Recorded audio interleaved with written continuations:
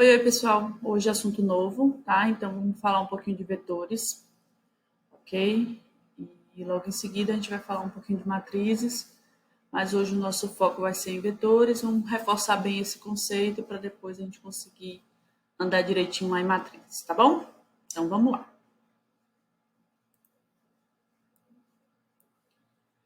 Então, olha só, um primeiro conceito aí para vocês é o conceito da Ascencio, tá? Do livro de 2012, que diz o seguinte, que o vetor é uma variável composta, homogênea e unidimensional. A representação é essa aí, tá? A gente pode pensar dessa forma, tá? Então, aí é um exemplo, um vetor chamado letras, que tem 8 posições. Então, ele começa da posição 0 e vai até a posição 7, tá? Aqui, da posição 0 até a posição 7. E é um vetor que está armazenando aí caracteres, tá? Aí você diz assim, Cris, esse conceito, eu não entendi muita coisa do que ele me disse, não, tá? E aí eu vou explicar melhor para vocês. Então, o que acontece? O vetor é uma variável composta. Por que ela é uma composta? Porque é como se ela tivesse várias variáveis numa mesma estrutura. Então, é como se cada um desses aqui, ó, fosse uma determinada variável, tá? Então, é como se eu tivesse 8 variáveis dentro de uma só. Então, é uma variável que ela é composta, tá? Ela é homogênea. Por que ela é homogênea? Porque todas essas variáveis que a compõem, elas são do mesmo tipo. Então, ó, todos são caracteres, tá? Então, todas as posições vão armazenar o mesmo tipo, tá? E por último, ela é unidimensional porque ela tem, ó, apenas uma dimensão. Então, ó, só vai de 0 a 8. Eu só cresço de uma forma, tá? Então, ela só tem uma dimensão. Basicamente, é uma estrutura que agora a gente consegue armazenar várias variáveis em uma estrutura única, tá? Então, todas do mesmo tipo. Basicamente é isso. E aí, vamos fazer aquela analogia que a gente fez com as variáveis, tá? Então, eu tinha falado com vocês que vocês podiam pensar que uma variável como sendo uma caixa. Lembra que a gente disse, então, uma caixa que ela tem um rótulo, ou seja, ela tem um nome. E quando eu quero pegar a informação que está dentro dessa caixa, eu vou procurar pelo nome, tá? Dessa caixa, ok? Bom, enquanto que o vetor, na realidade, é como se eu tivesse aqui, ó, um cesto organizador. Ah, então aqui, por exemplo, eu tenho ó, 4 espaços de armazenamento em uma mesma estrutura, tá? Então, em vez de eu ter só uma caixa, eu agora, com um nome só, eu consigo verificar várias informações, tá?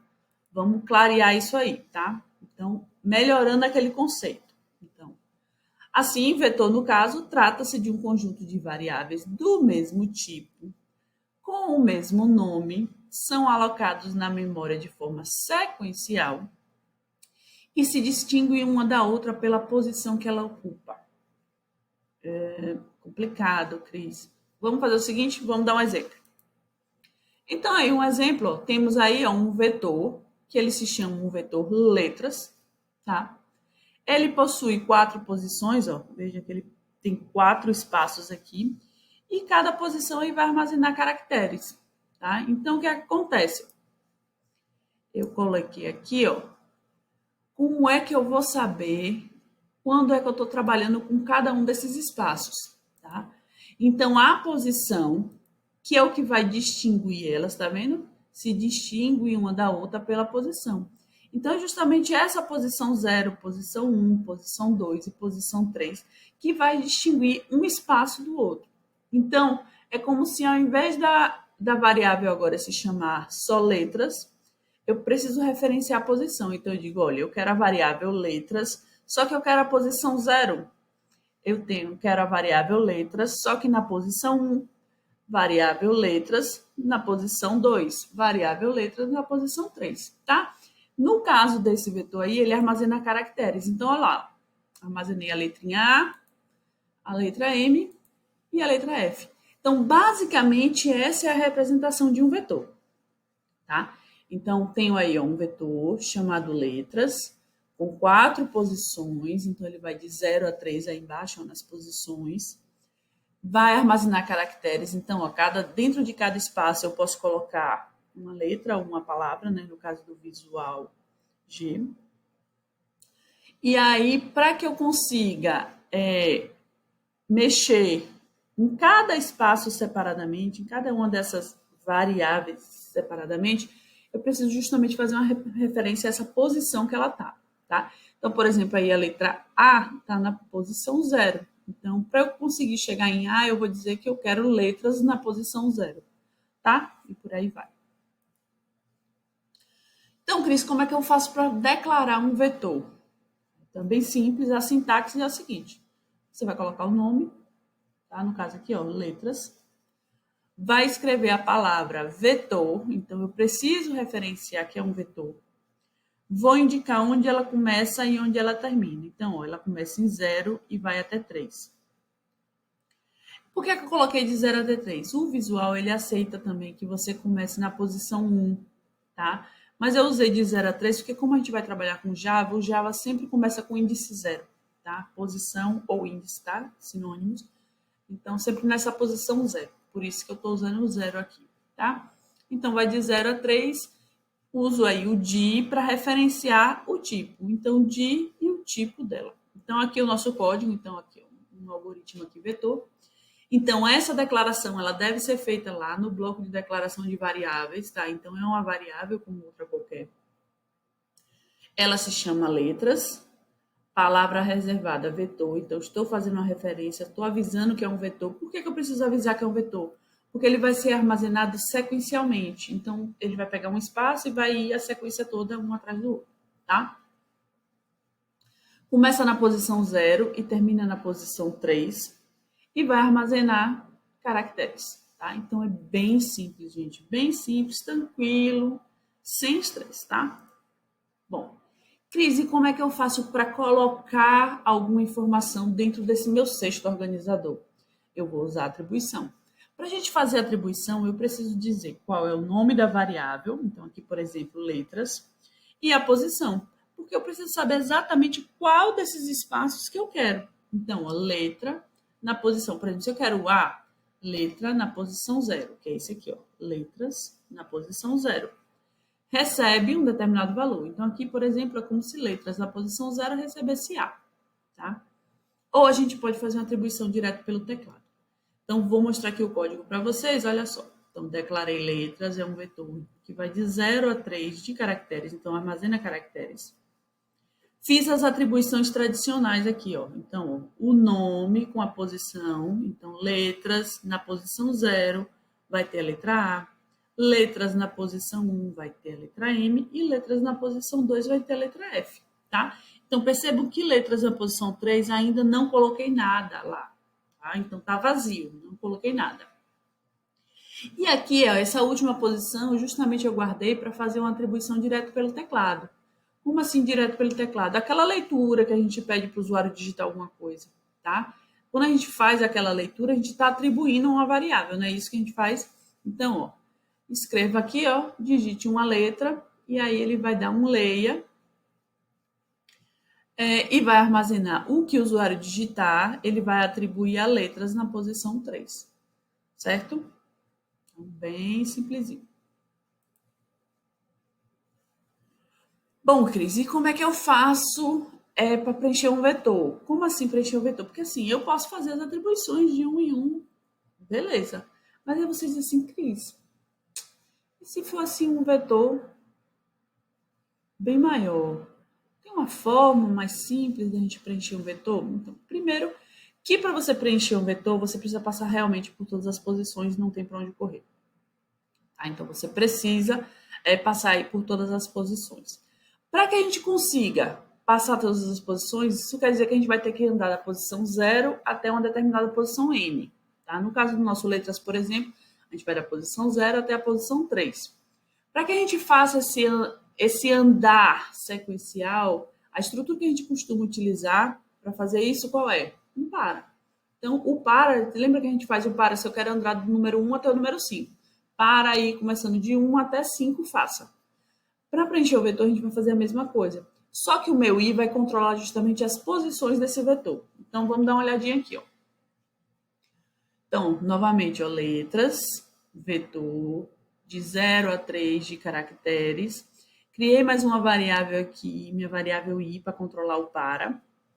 E aí eu venho aqui, ó, para i começando de 0, que é a primeira posição, ó, de 0, até o 3, que é a última posição, faça. E aí, ó, a cada interação dessa, eu vou pedir para o usuário digitar uma letra. Então, digite aí uma letra. Vou fazer a leitura e vou armazenar em letras na posição i, tá? Então, como antes eu tinha letras na posição 0, letras na posição 1, letras na posição 2, o que é que acontece? Quando eu substituo aquele 0, 1, 2 pelo i, né? Ele vai buscar a informação que está aí. Quem é o primeiro de i? 0. Então, o primeiro número aqui, primeira letra que vai ser digitado, vai ser armazenado em letras na posição 0. Lembra, quando ele chega no fim do para, ele faz aquele incremento no controle dela aqui, na variável de controle, e aí o i passa de 0 para 1. E aí você vem aqui, ó, digite letras. Leia letras na posição i. Quem é i? 1 agora. Então, letras na posição 1 é que vai armazenar o segundo valor. E por aí ele vai fazer até armazenar todos os 4 valores, tá? De 0 até 3. Ok? Então, é bem simples, gente. Não tem grandes probleminhas, não, tá? Bom, se para preencher todos os elementos do meu vetor eu uso um para, se eu quero mostrar todos os elementos, também eu vou fazer um para. Porque toda vez que eu preciso mostrar tudo de um vetor, eu preciso andar esse vetor todo. Tá? Então, mostrar os elementos do vetor, também eu preciso utilizar um para fazer essa impressão. Tá? Se você quiser fazer a impressão só de um espaço daquele, letras na posição 0.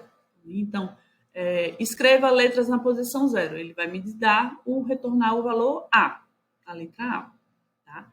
Mas, se eu quero fazer todos os elementos do vetor, aí, novamente, eu vou usar um para poder resolver esse problema. Tá? Então, olha só, esse último para aqui está justamente fazendo essa impressão. Então, aqui, a mesma coisa que a gente já tinha feito. Então, aqui, ó, o que eu fiz? Eu criei o meu vetor e preenchi esse meu vetor. Aqui eu estou andando o vetor novamente para escrever o que é que tem nele. Tá? Então, estou pegando lá o conteúdo e vou fazer um escrevo, uma impressão. Tá? Enquanto aqui eu uso o leia para armazenar a informação nesse espaço aqui do letras. Tá? E o de cá eu vou fazer a impressão desse espaço. Beleza? Simples assim. Não tem mais nada para a gente discutir sobre vetores. Nadinha, nadinha. Você precisa saber declarar, você precisa saber atribuir, precisa saber fazer a impressão desse vetor. Pronto. E se você precisar fazer alguma conta com o que está lá dentro armazenado, é justamente com a atribuição que você termina fazendo esse acesso. Então, toda vez que eu quero acessar algum espaço específico, eu preciso colocar o nome e colocar a posição que eu estou fazendo esse acesso específico, tá?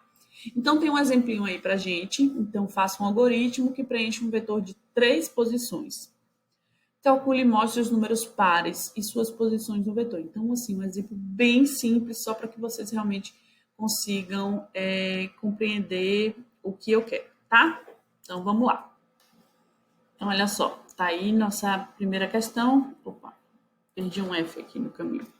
Então, faça um algoritmo que preencha um vetor de 3 posições, tá? Então, esse vetor vai armazenar números, tá? Então, eu vou colocar aqui, ó, números é um vetor de 3 posições. Então, ele vai da posição 0 até a posição 2. 0, 1, 2, tá? Então, 3 posições. De inteiros, tá? Então, números é um vetor de 0 a 2 de inteiros, tá? Eu preciso mostrar os números que são pares e sua posição no vetor, tá? Então, vou criar aqui um i, tá? Para controlar o meu para, tá? Então, vou começar com um para que de 0 até 2 faça, escreva, digite um número e vou fazer a leitura e vou armazenar onde? Em números, na posição I. Porque essa posição vai variar de acordo com o meu I. Então, números na posição I, tá? Então, se eu fizer só isso aqui, ó, ele já está fazendo a impressão, já está preenchendo todo o meu vetor. Então, vou até rodar para vocês darem uma olhadinha. Então, vamos dizer que eu coloquei o número 2, o número 5 e o número 9. Olha lá em cima, ó. Números na posição 0 tem o número 2, números na posição 1 tem o número 5 e números na posição 2 tem o número 9, tá? E o meu I andou, ó, até o 2, que é a minha última posição aqui. Então, 3 aí. Bom, mas o que é que eu quero? Eu quero que mostre os números pares e suas posições no vetor, tá? Então, o que é que eu posso fazer? Assim que eu recebo o número, eu posso já avaliar se ele é um número par e já faço essa impressão dizendo que ele é um número par, tá? Então, posso fazer assim? Posso. Mas, para ficar esteticamente mais bonitinho, eu vou andar o meu vetor de novo, tá? Só que aqui dentro, o que é que eu vou fazer? Deixa eu inventar aqui. O que é que eu vou fazer aqui? Eu tenho que avaliar se essa posição aí que ele está passando naquele momento, se ele é um número par. Então, a gente usa um se, né? Isso é um condicional. Se eu quero saber se essa primeira posição aqui, então, números na posição I é igual não, mod 2 é igual a 0. Então, se números na posição I, então, se o primeiro elemento do meu vetor números, mod 2, ou seja, se o resto da divisão dele por 2 for igual a 0, quer dizer que ele é um número par, né? Se, então, eu vou fazer uma impressão dizendo aí, ó, que números na posição I é um número par. E está na posição... Qual é a posição? Quem armazena a posição? I. Pronto. Beleza. Oh, faltou o fim sim, né, gente? Aqui, ó. Fim sim. Pronto. Então, com isso aqui, eu estou avaliando se ele é número par. Se ele for número par, eu já digo que esse número é par e também já informo qual a posição dele. Se ele não for par, eu não faço nada, não mostro nada, porque eu não tenho interesse. Tá vendo? Ele só quer que mostre os números pares, tá? Então, vou rodar novamente. Então, vou botar um número par, número ímpar, número par novamente. Então, olha lá, ó. 4 é o número par, está na posição 0. 8 é o número par, está na posição 1. Cris, esse negócio de estar na posição 0 está muito estranho, né? E aí, se vocês estiverem incomodados com isso, vocês podem, na hora da impressão, colocar aqui, ó, mais um, tá? Então, vou colocar de novo 4, 5 e 8. Olha lá.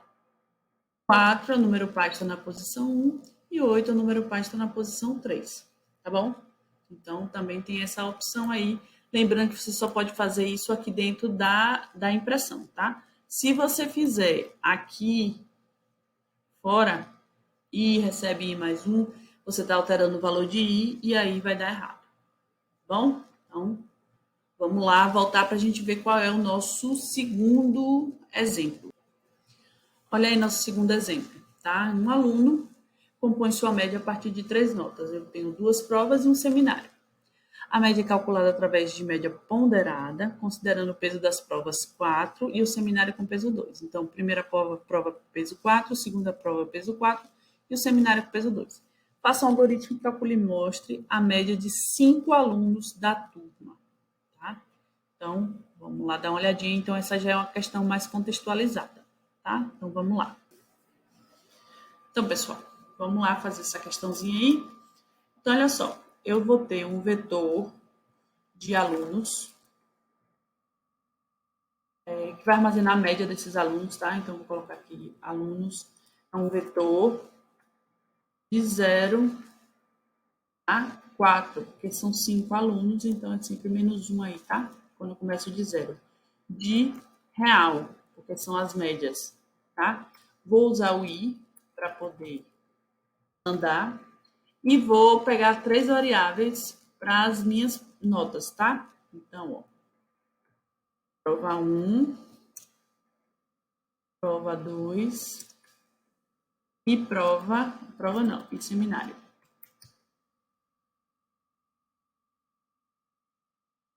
Que são do tipo real, certo? Como é que eu vou fazer isso aí, tá? Então, eu vou fazer aqui primeiro para um aluno. Como é que eu faria para um aluno só? E aí a gente coloca isso dentro do vetor, tá? Então, eu podia fazer aqui, ó, um escreva, e vou pedir essas notas do aluno. Digite as notas do aluno, tá? Então, ó, prova e seminário, tá? Para ele já me dar na ordem que eu quero. Por quê? Porque faz diferença armazenar aí esses valores na ordem correta por causa dos pesos, tá? Então, aqui, ó, vai ser prova 1 recebe a primeira nota, prova 2 recebe a segunda nota e seminário recebe a terceira nota. Pronto. Já tenho as notas, o que é que a gente faz? Vamos calcular essa média, né? Não coloquei aqui média ainda, mas espera aí que a gente vai fazer algumas mudanças, tá? Só para que vocês consigam se adaptar aqui. Então, média é prova 1 vezes 4, né? Que é o peso.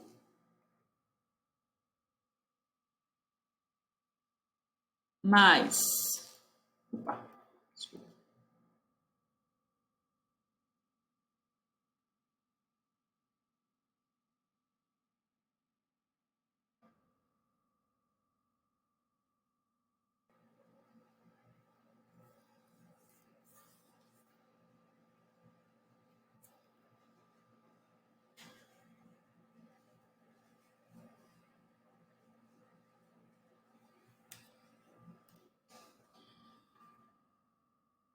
Prova 2 vezes 4. Mais seminário vezes 2. Tudo isso vai ser dividido por 4 mais 4, 8, mais 2, 10. Tá?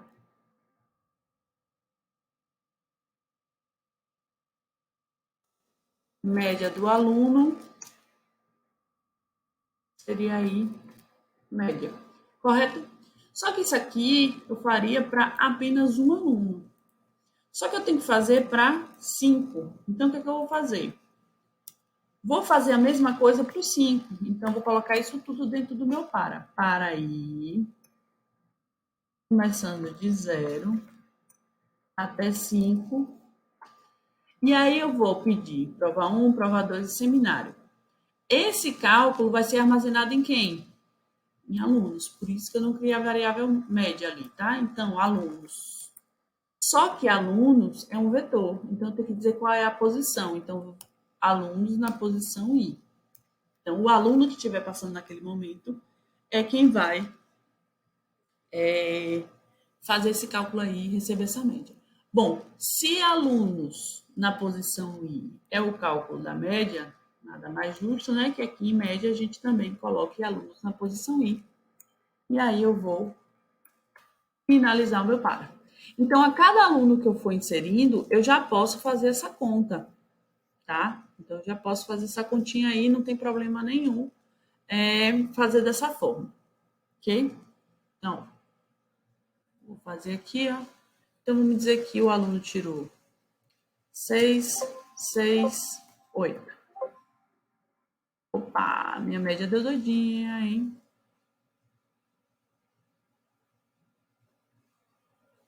Vamos lá, média do aluno, o aluno na posição I. Então, aqui, não é esse aqui.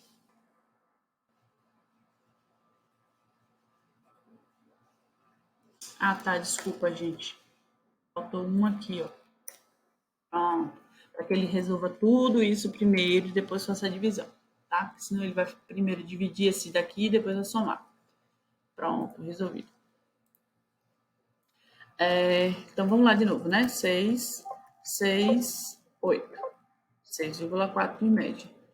Próximo aluno, 4, 6, 9. Próximo aluno, 2, 5, 7. Próximo aluno, 6, 9, 7. Próximo aluno, 4, 5, 9. Próximo aluno, 7, 8, 9. Tá? Opa. Aluno na posição 5 não foi encontrado. Ótimo que deu esse probleminha aqui que eu mostro para vocês. Então, o que é que acontece? Como eu declarei aqui o vetor só de 0 até 4, e aqui eu botei até 5, quando ele entrou aqui, ele procurou alunos na posição 5, não existe alunos na posição 5. Por isso que ele deu aquele erro, tá? Então, ele não dá um erro na compilação, ele dá um erro na execução, tá? Então, esse daqui, na realidade, é porque esse aqui é 4. Bem que eu estava achando estranho que eu já estava colocando aluno demais. Então, 1, 2, 3, 4, 5. Isso, esse daqui deu erro. Esse sexto aqui foi o que deu erro. Certo? Então, vou rodar aqui novamente, tá? Só para desencargo de consciência. Terceiro aluno. Quarto aluno. Quinto aluno. Olha lá. E aí ele finaliza a execução. Pronto. Bom, pessoal, é isso. Cris, tem mais algum tipo de resolução? Tem, né? Como eu disse para vocês, algoritmo é algo assim muito particular, tá? Então cada um resolve o problema de uma forma, tá? Então esse exercício 2 mesmo, você tem algumas outras formas de você resolver.